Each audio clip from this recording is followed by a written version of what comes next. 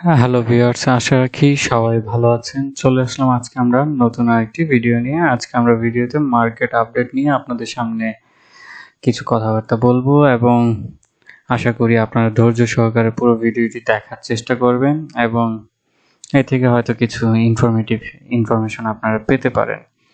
তো আমরা মার্কেট দেখছি যে বেশ কিছুদিন ধরে আবার একটা ডাউন ট্রেন্ডে চলে এসেছে। 3 এপ্রিল থেকে দেখা যাচ্ছে যে কন্টিনিউয়াস আবার ডাউনের দিকে এসেছে।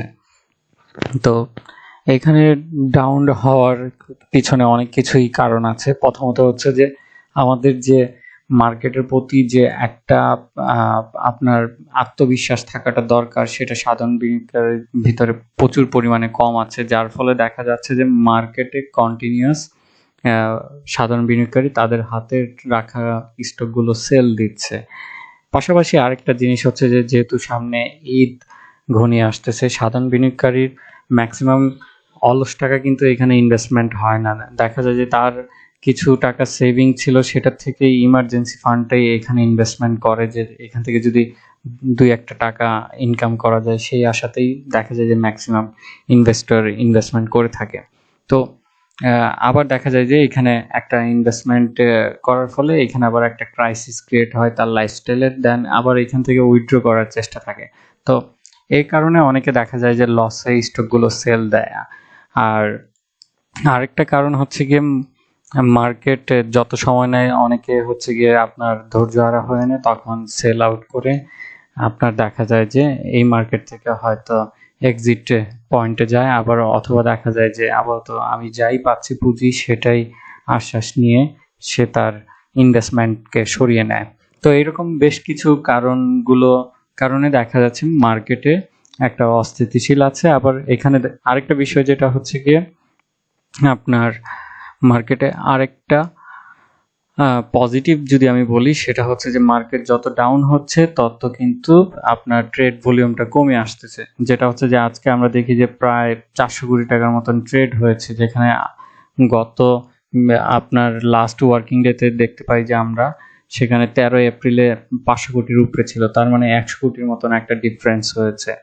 তো আমার কাছে মনে হচ্ছে যে ভলিউমের দিক থেকে ডাউন মার্কেটে লজিক্যালি, এবং অন্যদিকে যেটা হচ্ছে যে আরএসআই আবার নিচের দিকে চলে এসেছে। তো এখান থেকে আমার মনে হয় যে এই সপ্তাহ শেষে আমরা হয়তো এই মার্কেটটাকে একটু বাউন্স ব্যাক করতে দেখতে পারি, এটাই।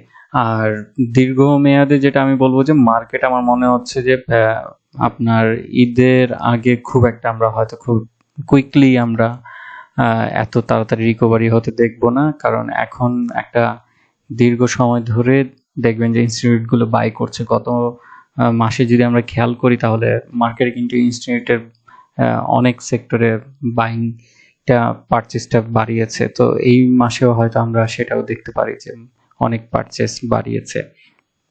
তো এই সুযোগটা কিন্তু নিচ্ছে বড় বড় বিনিয়োগকারীরা এবং হচ্ছে যে আপনার ইনস্টিটিউটগুলো। তো এখান থেকে আমার মনে হয় যে মার্কেট আপনার 6500 থেকেই হয়তো মার্কেটটা আবার ঘুরে দাঁড়াবে। একটু জাস্ট আমাদের অপেক্ষা করতে হবে। এবং আরেকটা জিনিস হচ্ছে যে আমি অ্যাজ এ গাইডলাইন হিসেবে এতটুকু বলতে পারি যে প্যানিক হবেন না। আপনার হাতে যে শেয়ারটা আছে নিয়ে চুপ করে বসে থাকেন। শেয়ার মার্কেটে সবাই আমরা বুঝতে পারি যে এখানে প্রত্যেক দিন আসলে ট্রেড করার জায়গা না, প্রত্যেক দিন লাভ করার জায়গা না এবং প্রত্যেক দিন কেনার জায়গা না। তো ধৈর্য ধরে নিয়ে বসে থেকে তার বাদে হয়তো আস্তে ধীরে দেখেন যে আপনার আসলে কি করা উচিত। যেহেতু খারাপ যাচ্ছে তার মানে সবারই খারাপ যাচ্ছে, এটা আপনার শুধু একার না। জাস্ট আপনি প্যানিক না হয়ে নিয়ে সেল না করে জিনিসটা হোল্ড করার চেষ্টা করুন, এতটুকুই সাজেশন থাকবে। তো আজকে এতটুকুই। আশা করি ভালো থাকবেন, সুস্থ থাকবেন এবং শেয়ার বাজারে জেনে বুঝে তার বাদে বিনিয়োগ করবেন। ধন্যবাদ।